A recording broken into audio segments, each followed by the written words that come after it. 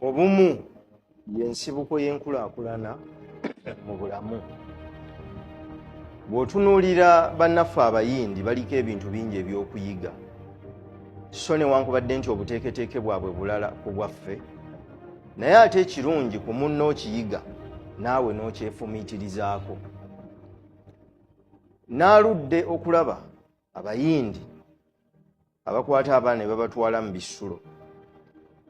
Mu ntandikwa y'amasomero g'ebisulo temwalimu kusoma busomi bino kaakano bwe basomesa abaana, galinga maka oba amagunjuliro bwe basomesezanga abaana ebintu eby'enjawulo, ng'era okimanyi nti omuwala avudde Nabbingo, omuwala avudde Gayaaza, omuwala avudde Nabisunsa, wabanga okimanyi nga n'okweyawula beeyawula nti ono abeeramu embala eno, ono abeeramu embala eno, ono mulungi mu byamaka, ono mulungi mu byaki. Baabayigirizanga ebintu bingi ebisinga ku bino ebisomesebwa kaakano. Abayindi bano si kyangu kusanga ng'oli yazimba amaka e Mawokota, omuganda we n'azimba amaka e Kyaggwe, oli n'azimba amaka e Ssese. Obasanga babeera ku kizimbe kimu, abaana bonna, abazzukulu, bakaabaana n'abako.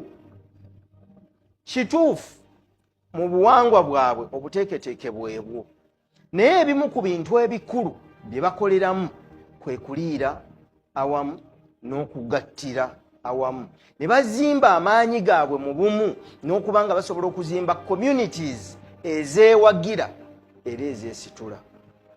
Wano ewaffe omuntu bw'afunamu ne ku ssente n'ava ku kijja eky'olujja olwo oba eky'ekika kyabwe n'akolayo akajja akake, naye ne bamuziika eyo n'aba bamukkiririzaamu. Ogenda okusanga ng'abantu baasaasaana. So luli edda mwagendanga oba muzzeeyoka oba eriyo omukolo oba mwafiiriddwa, ogenda okusisinkana nga buli muntu akomawo mu kukuŋŋaana kubanga mwabanga bumu, ekigenze kifa. Ndowooza nti ebiseera bye bino oba ebiro bye bino okuddamu okunyweza ennono ezo. Okufuna obuyivu tekitegeeza nti ofunye obuyigirize. Obuyivu tebutta nnono na kwefumiitiriza lwaki ebintu byakolebwa nga bwe biteekwa okukolebwa.